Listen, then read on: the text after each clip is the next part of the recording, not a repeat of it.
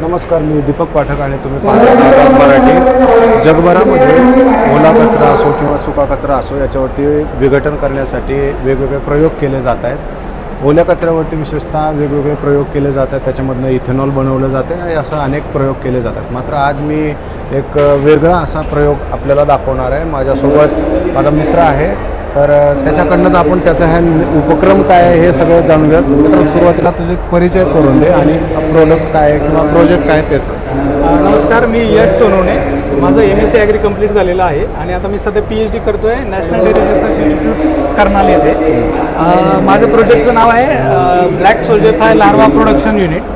हे ज्या black soldier fly larva आहेत, ह्या सगळ्या प्रकारचं वेस्ट, म्हणजे तुमचं म्युन्सिपल वेस्ट असेल, तुमचं किचन वेस्ट असेल, तुमचं फार्म वेस्ट असेल, सगळ्या प्रकारचा खर्चा डिकम्पोस्ट करण्याची यांची कपॅसिटी आहे.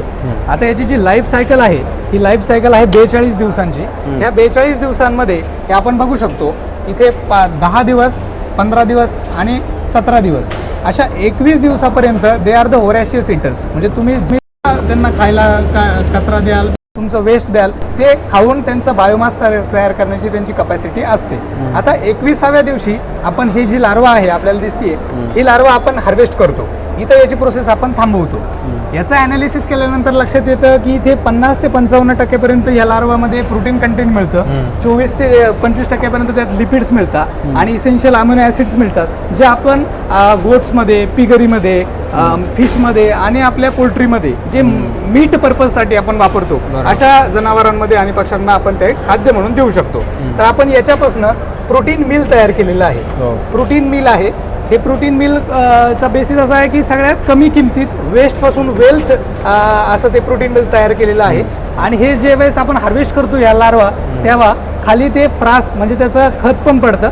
हे खतही आपण झाडांसाठी उपयोगी आहे. तर त्या दोन्ही उपयोग होतात. एक म्हणजे फिश मिल, आपलं प्रोटीन मिल, आणि दुसरं त्याचं फ्रास खत. असे 2 प्रोडक्ट आहेत. बरं, आता मला सांग, याचा शेतकऱ्यांना कशा पद्धतीने बेनिफिट होणार आहे? बघा, आता फक्त शेतकऱ्यांनाच नाही, शहरं जी वाढते इथला कचरा हा फार मुख्य प्रश्न आहे. बरोबर. आणि आपण जर बघायला गेलो तर खेडेगावात सुद्धा गावामधला कचरा टाकायचा कुठं आणि त्यातून येणारा वास हा फार मोठा प्रश्न आहे. तर एखाद्या गावामध्ये जर हे प्रोडक्शन युनिट तयार करायला जर टाकलं, त्याचा एक खर्च आपण काढलेला 3 लाखापर्यंतचं याचं प्रोडक्शन युनिट होतं. याच्यामध्ये काय होईल, तुमच्या गावातला काडी कचरा ते शेतकरी, युवा शेतकऱ्याने एखाद्याने जर गोळा करायचं ठरवलं, तर तो गोळा करून तो कंपोस्ट करेल.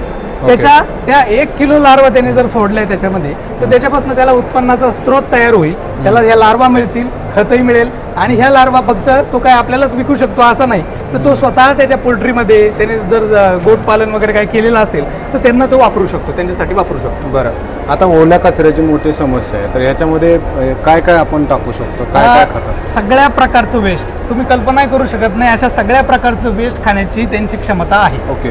तर त्याच्यामध्ये काय आहे, तू हे 50 ते 75% मास हा रिड्यूस करतो, डिकम्पोज करतो. बरं, हे सगळी प्रोसेस कशी केली आहे? तुझं प्रवास कसा आहे इथपर्यंत? ॲक्च्युली मी माझा मास्टर्स MSc ॲग्रीमध्ये असताना मला रिसर्च आयडिया मिळाली आमच्या कॉलेज ऑफ ॲग्रिकल्चर बारामतीमध्ये.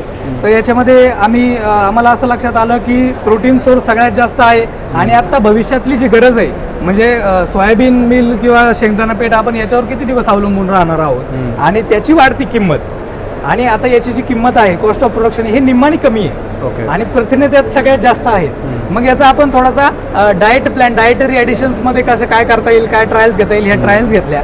आणि आता आपण त्याचं थोडंसं बाहेरचं मार्केट बघतोय की याचं विक्री व्यवस्था कशी केली पाहिजे. एकदा जर विक्री व्यवस्थापन जर व्यवस्थित झालं तर शेतकऱ्यांसाठी हा सगळ्यात मोठा उत्पन्नाचा स्रोत हा ठरू शकतो.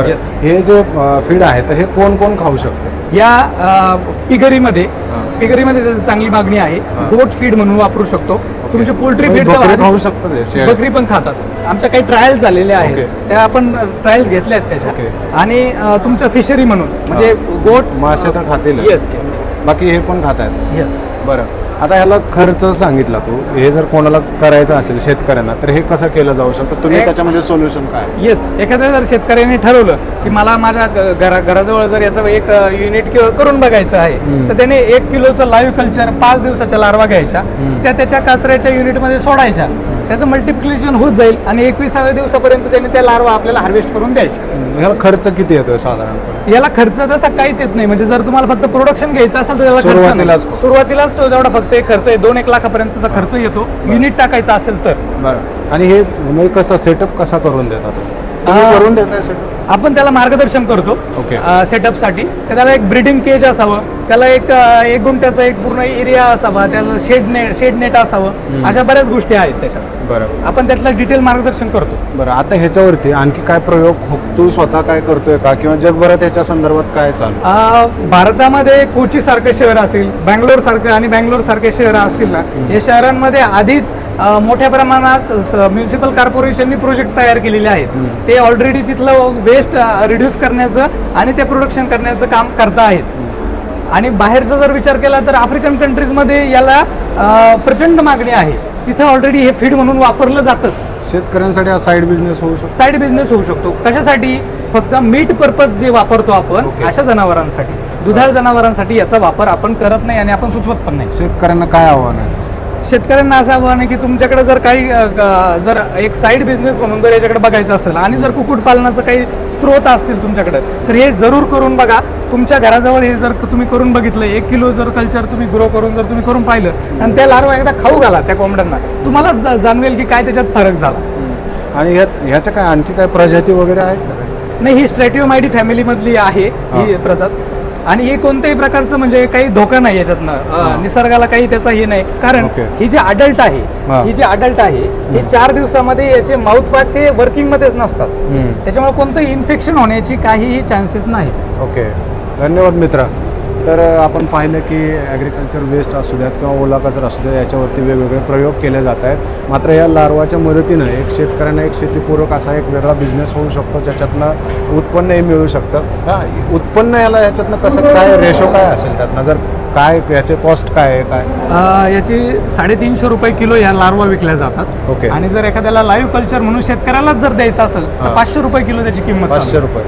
ओके. याच्याशिवाय आणखी दुसरे काय आहे, म्हणजे लार्वासारखे आणखी दुसरे काही आळ्यांचा वापर? मिल मॉम्स वगैरे आहेत, पण त्याच्यावर आपला एवढा अभ्यास नाही. ओके. आणि याचं क्लायमेटचं काय, म्हणजे तापमानाचं याच्यावर काही? ह्युमिड क्लायमेट पाहिजे. जनरली जे आपल्याकडे आहे ते चालतं त्याला, असं काय. आणि त्या अडॅप्टेबल आहेत, कोणत्याही क्लायमेटला त्या अडॅप्ट होतात, फक्त जास्त थंड वातावरणात त्या रिअर करत नाहीत. धन्यवाद. Yes, thank you. पुढील वाटचालीसाठी शुभेच्छा. Thank you. थँक्यू.